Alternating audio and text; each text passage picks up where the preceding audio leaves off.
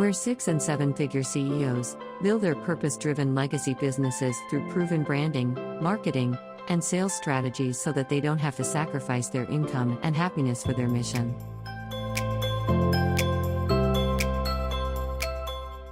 Thanks for watching the Life School Masterclass show. Join our Facebook group community of badass mission-driven entrepreneurs, and come back next week same place and time for our upcoming show.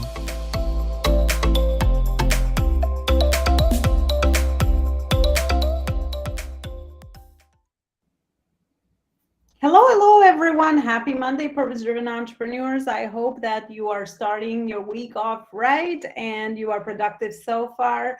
I'm so glad to be back with you today with another amazing guest. She actually attended one of our summits, and today we're doing a solo interview with the amazing Noel Powers. And we're going to be touching upon a few important topics, as Noel is going to lead the conversation for today's topic, which is actually the 3 secrets to reaching your company's impact and profitability goals. I know that's a topic that is going to be very near and dear to your heart as entrepreneurs. You're building a legacy business. So I know we're always want to marry the two. How do we make more impact? And of course, how do we increase our profitability? Because we do need to have both so that we can keep our company going and grow a legacy business. Noel, welcome back. Thank you. Thank you. It's so great to be here. I recently published a book called Vision Driven Profit, and it was the first in the series. This one was about Steve Jobs. And I think at some point in your journey as an entrepreneur, you start to think, what is the ultimate destination of this journey? If I could only accomplish one thing with my energy, if I could only accomplish one change in the world total, what is it going to be and how am I going to get there? And I always start by asking people, do you run a business or are you an entrepreneur? I think at a certain point we can get lost in processes, and certainly in training, everything is separate. We study different disciplines, but I think eventually the mature entrepreneur goes, how do I pull this all together? How do we connect the dots between everything towards your ultimate vision? I love that. That's such stimulating question, because a lot of times it seems like there is a disconnect because we're doing so many day-to-day operations and we don't always know. We're like, well, we'll figure it out as we go along, and there is so much wisdom in the process. However, what would you say based on the book that you wrote is, so how do we clarify what is that bigger goal we need to find? And to really get into that, I use the story of Steve Jobs because we live in a world with too much information. And your mind doesn't want to handle all of that. It's like a computer. It only wants a couple of inputs, and you need to have one big input. And this is what Steve Jobs did. And so I always went back to him, who's like my mentor, when I stood up and said, I want to have my own school of thought within Factor Coaching. I want to help entrepreneurs unlock their truest, deepest power to make positive change by embracing their role as visionary leaders. And I said, we need to share some stories here because this is a paradigm shift. It's not just different information. It's having that intent to make that human impact that matters the most to you. Because if it doesn't matter to you, it stands to reason that it doesn't matter to other people.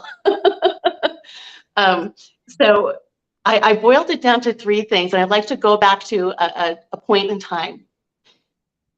Steve Jobs had been away from Apple, as most people know, for 10 years, and the company was going bankrupt. And he stood at this intersection of time when the creation of his youth was about to disappear. And so I look at this extinction event from, at this point in time, Apple had 1 year before it went fully bankrupt. And 10 years later, it was the world's most profitable brand.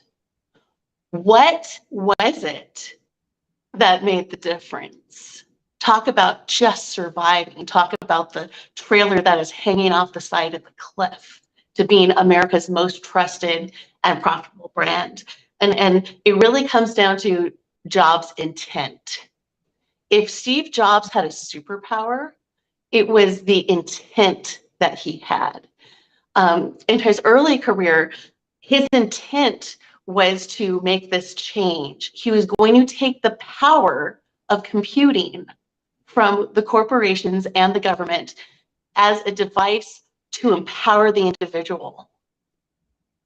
He said that at no point in history has the individual had so much ability to change their own life. Now you have the computer, and I'm going to create this interface so that the average person can use a computer.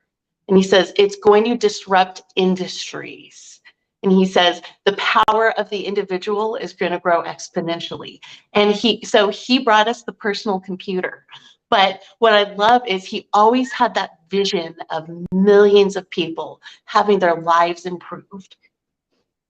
Wow. I'm sure you can talk about Intent. that. I love that word because we speak so often here about being on purpose, thinking on purpose, acting on purpose, growing a legacy business on purpose, and really understanding what is that intent that you're trying to accomplish and seeing that vision before it's already manifested, right? That's what makes you a visionary leader.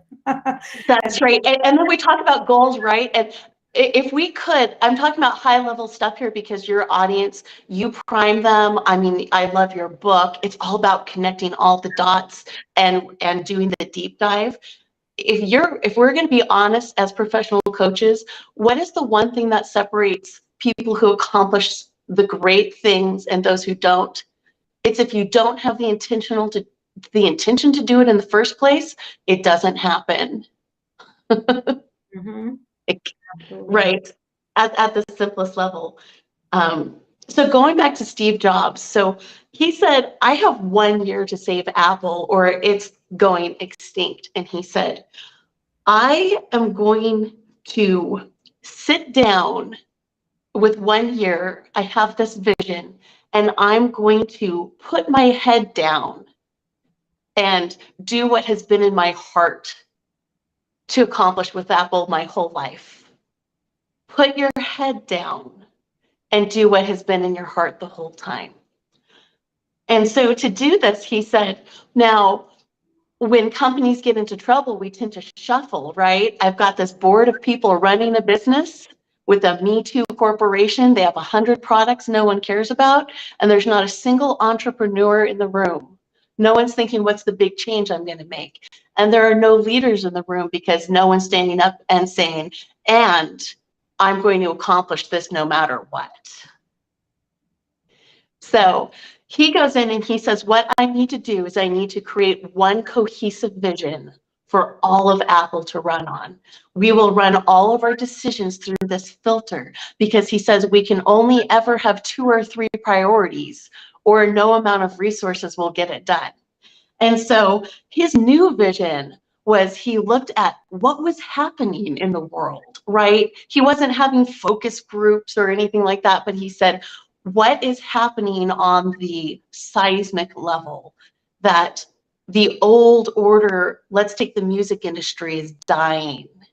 These record companies are dying. But he says, you know, it's not dying, is the human experience of music. And so he went into Apple the second time and he says, my vision is to create devices where people around the world can integrate their entire lives with mobile technology. That was the vision. It was all encompassing because something that visionary leaders do is they never look at limited resources as a limiting factor for their vision. They say if the vision is big enough, eventually the resources will appear. Yeah, that's big. And I love the way that you just described that he was able to anticipate the future, and he didn't just get carried over on the day to day. He looked at where the world was going, and that's how he knew where to put his focus and drive and innovate, so that we have the same thing that he envisioned now after how many years? And And that's right, and that's powerful because it never stops. It never stops when your vision improves someone's life at such a deep level that you can take a new level of control of your identity and existence with mobile devices that now you don't even need the computer in front of you. So he one-upped himself. He one-upped it, and he says nothing short of total transformation is worthy of this organization. And what did that do? He created one cohesive vision. It wasn't Apple marketing, Apple product development, Apple janitorial services. He says it's going to be one umbrella. And he went through and he looked, we're not shuffling, we're not separating, we're not doing anything. We're talking about total alignment and total calibration. How do you get everything, all the separate parts, to work synergistically towards a single goal? Brilliant. Yeah, that's really, simplifying your brand when you think about it, right? Because we have different products and services and offers, but at the end of the day, it's all got to make sense to that bigger vision and mission that you have created for your company. Otherwise, you will create dilution in the market with your message and everything else, or the way that you want to start manifesting that to create the necessary resources so that you can bring that to fruition and to life. Yeah, for sure. That's right. That's right, because people don't care about your products or service. They care about transformation. And the next thing that he did was create a message. And here's where I really talk about the difference between visionaries and people in authority positions inside business. People with vision master the elements. I call it the human elements. They have a real personal inspiration to help other people, and they create a vision of this is what your life looks like improved, and I'm gonna be orchestrating this. And then they create a personal message. Now, Steve Jobs went back. He did that. A true introvert. He looked inside himself and he said, "We need to have a message that um, that communicates this vision, and what could it be?" And so his partner in elevated marketing strategy, Lee Clow, one of the best marketing minds in a whole century, said it needs to be think different. Because what is your philosophy? And now I want to get into this, that people think, as a business leader, you hire people to do your marketing, you hire them to do branding. But I go with Seth Godin from the Marketing Hall of Fame. A brand means this is the promise I will keep to you. And so Steve Jobs decided, if we're going to be the only brand in computers, because there is no other brand in computers, you buy their stuff.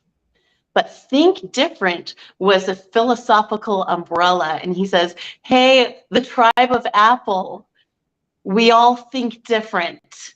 And it brings us all together.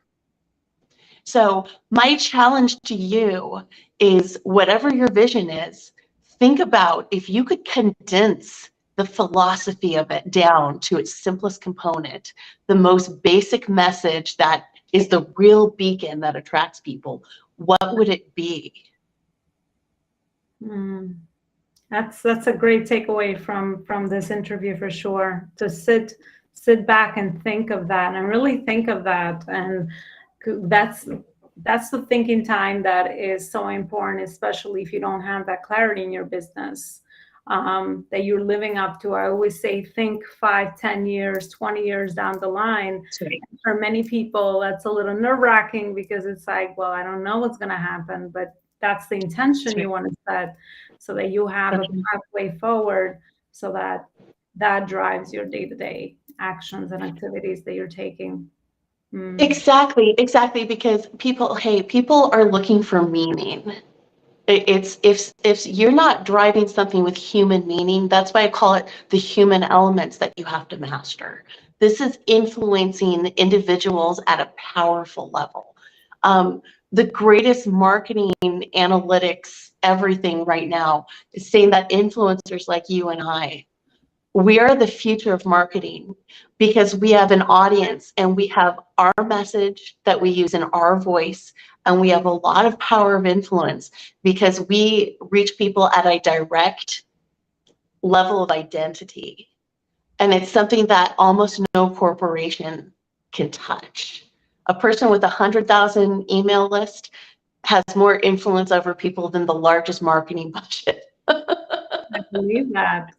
I'm telling you, because when my mentor says, I love green apples, I go out the next day and I buy a green apple because I trust her. I say that all the time. It's not the quantity, it's the quality of your audience and where your resources are, for sure. Yeah, that is That's so right. true. That's right. And in order to make, to be influential, you definitely have to connect emotionally with others. That's for sure. Emotion intelligence is so needed if you are an entrepreneur or business owner, right? Because especially if you offer a service, I always say that you signed up, your job description is human relationships. So, learn how to educate, inspire, and inform, and really understand the needs of your audience. And I highly agree with what you said. You don't care about your programs, your courses, whatever offers that you're going to bring to the table. They just care about the transformation. And at the end of the day, they want to see, if by following you, how is their life going to get better or improve at the end of the day. So, you have to understand your audience's needs and just be obsessed with that. Just be obsessed with your audience. So Right. And as entrepreneurs, we're always looking for the big opportunity, because when we retire, we're not going to care about how much money we made or how famous we got. We're going to sit there and we're going to say, did I change someone's life for the better? Because for me, I'm a business coach. I do all kinds of things. I write for magazines. I've got a 12-week shakedown to leading and growing with vision. But that's a job. That's my job. That's part of my career. But having this vision of improving the lives of millions of people through more inspired vision, through people like you're watching this. That's my vision. That's my life's work. That's real power. I get to share that with every single person in the world. And it moves the dial of success, because I'm a person talking to other people, sharing my ideals. Simon Sinek in Start With Why, he points out to a very important fact that people don't make decisions with their rational mind. They make decisions with the limbic system. And what's the limbic system? It's this ancient configuration inside your mind and body that says your beliefs and your values, whatever pings those, oh, that person has values. Oh, that person shares my beliefs. The person who shares their ideals and really backs it up with consistent action wins the customer. Lifelong customers. And I want to talk about the flow of vision to profit, because you want to create a philosophical marriage with people. And the only way you do that is by sharing your ideals. You have to share your ideals and back it up, or else people don't believe you. And if they don't believe you, then they decide not to buy anything. there's no trust, the thing that we're trying to build. And it's so important. Yeah, for sure. And I want to talk about that. This is simple too, that everyone creates the best brands the same way. Steve Jobs created the Apple brand by walking down the street because he was a geek. He was a computer geek. So he went to the 10 people he knew better than anyone in the world. He understood their desires at a fundamental level. And he said, I'm going to have my best friend Woz create a computer that has all of its parts so that you've got these going together, and I'm going to take 10 or 20 people, and we're going to create the most powerful brand in electronics, because he said that's what's missing is I know what these people desire, I know what they believe, and I understand their identity. I understand the ideals, how these people want to see themselves. And so he always understood the inside out process. And it always starts with 10 people. Because if you don't master the human elements with 10 people who have similar beliefs, you can just close it down. Or you have to learn. I think there's also things that you can learn, skills and things you can grow into, so that your message is clearer. That's right. You understand exactly what those 10 people really need at the bottom of it. That's right. That's right. And then you create, that's right. Then you're in a real relationship. And then it's not, oh, what is this research, or what's the tea leaves, right? You go to them directly for feedback and you say, what's next? This was the best thing for you 3 months ago. What do you need now? So you're right. You have a group of real people and you're getting the only feedback you ever need. Yeah. Right there with them. Noel, what would you say to people that sometimes get discouraged to grow their business or even start anything because it's like, okay, it's been done before. There's a lot of people in the market with my idea. You know, even though they feel so pulled and compelled and on intention to, you know, to start it, to really put it out there in the world. You know, I think a lot of times it's the idea of competition, maybe in the way that we're used to thinking about it, stops people in their tracks. Got it. I'm so glad you asked that, because I've certainly been in the same position. So what I encourage you to do is to sit down with a notepad and ask yourself, if I could only accomplish one thing in my business, what is it going to be? What is the one impact that I'll make in people's lives where I'm so excited? I wake up every morning and I'm shivering. If I could help one person with this today, what would it be? And how am I going to do it? And then start a conversation with people. Go find out where people are on the same wavelength. Maybe it's a group down the street, or maybe it's a Facebook group. I started in leadership Facebook groups, and I said, hey, I want to talk about the visionary leaders who made the biggest difference in people's lives. And so I looked up, who is the visionary leader who inspires me the most today? And I pulled up the John F. Kennedy speech, "We choose to go to the moon." And I had so many thousand responses from people who said that just filled my cup to the point where I'm at a different level.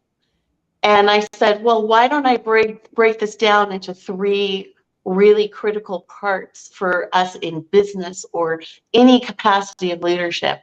And I'm going to write some articles on this in leadership magazines, right? Because I said, yes, I have this vision. I want to help entrepreneurs unlock their potential.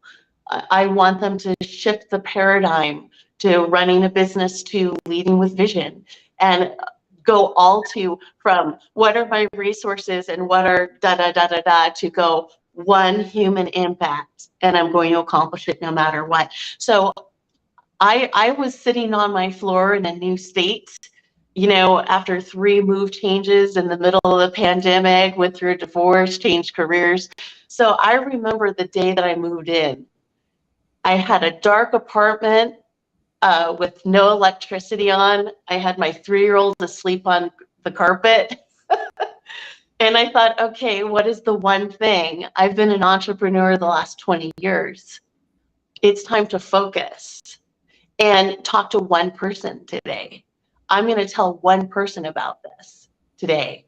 And then next week, I'm going to talk to 10 people. I'm going to go wherever they are. I'm going to talk to 10 of them. And then every Monday, I'm going to wake up and I'm going to extend myself. The more scary it is, the more I'm going to do it. Monday's my expansion day. I'm going to say, if I could do one thing to expand my audience, the ultimate reach, what would it be? And so I put in, I would send emails to magazine publishers, right? To like, you know, Forbes and Brains magazine, and anyone I could look up their email, I would just send them my ideas. Hey, I want to help your audience. Can I do it this way? And I started the dialogue with people who thought like me. And then I asked them, what do you need more than anything? And that's how I created my 12-week shakedown. Because you can share your vision with people every day in every environment, but you know, there's nothing like that person who says, oh, what do you do? Well, I'm a coach and I do this and I do this and it's really so great, you know, da da da da da da da da. So that's what I did, is I said, I'm going to extend myself to the larger audience and dial in those needs and not guess. So it's different for everyone, but you have to, I sit down and go, what's the one thing I'm going to do? What are 3 philosophical points that really make the difference? And then who am I going to talk to this week? Just find them, find one person, find 10 people, then find 20. Go literally, this is organic. And like you're saying, it's an inside out process. Sarah Blakely opened Spanx knowing she was going to change the entire world empowering women. But for the first 2 years, no one would create her prototype of her pantyhose. But that didn't change her vision, and it didn't change anything. It just changed her timeline. So if you have a vision, and you're going to help people through the vehicle of your company, you don't need to be on a performance timeline. I love that. Oh, powerful. Well, you just showed that leading by example of you reaching out here as well, and really feeling pulled to really share your message with the world. I think that's really, really brilliant. And the power of one. What is that one thing? I will remember that. I think there is also a book, you know, that is about that. by Jay Hobson. So good for focus. So good for focus. Absolutely brilliant. Well, thank you, Noel, for everything you shared. I try to keep the interviews under 20 minutes, and we've gone a little over because the stuff is so good. You could just take one of these things and really share it. And I'm sure your book has, you know, and I know I've read your book, so it has a lot of great content on there. What is it that, lastly, you want to share with the audience? Where is it they can find you to really take that, continue the journey with you in your impact that you're making? Thank you. Thank you. So I want to read what Steve Jobs said at the Stanford commencement. He has a speech, and he talked about at the age of 17, he knew he was going to die young and how it motivated him. He says, remembering that you are going to die is the best way I know to avoid the trap of thinking you have something to lose. You are already naked. There is no reason not to follow your heart. So with that, I want to challenge you. In fact, I defy you. You need to read my book for certain reasons, but don't open it until you've decided to put forth the intent of which ultimate transformation you're going to assist through the vehicle of your company so that impact can drive profitability. And how are you going to make this year, this 1 year, this gift, it's a once in a lifetime opportunity. How are you going to use this 1 year that's ahead of you to create the foundation to make it all happen, just like Steve Jobs? All right. Beautiful, beautiful. Awesome. Noel, where is it that people can connect with you further? Oh, yes, please log on. I'm on infactorcoaching.com, and you can find me on LinkedIn. But yes, please read the book, and it's 1 of 5 in the series. So if you are addicted to self-empowerment as a leader and entrepreneur, I'm going to have something new for you to read every single week to unlock your power as an entrepreneur. Okay, awesome. Definitely go check you out. And you're also in our community, so you're easy to find right inside the Badass Mission Driven Entrepreneurs. And we got to have you back. I so enjoyed this conversation. I thank you for reaching out and for making this happen and for creating the space to really elevate our thinking as a Monday. Monday is usually my strategic thinking day, but I had to schedule the interview because I said there's something, there's a pull, and I also operate on that. So, we were in good synchrony with that, and I hope that everyone that's going to listen to it is going to just elevate their thinking and to really believe in their visions and clarify that and be intentional and focus on what's the one thing that if nothing else was going to happen, this is the one thing that's going to be my thing, my life's mission that's going to make the most impact. And don't give up until you get there. There is no timeline. I love that you share that example there, because a lot of times we're so hard on ourselves with our business to make things happen overnight, but it's a long journey. It's a long-term process of creating, of co-creating with other humans. So. That's right. And the joy is in the journey. Again, just to quote Steve Jobs, he says, and the joy is in the journey. That's it. It's all there. All right. Awesome. Thank you so much. Bye, everyone. Thank you. Another interview. Thank you.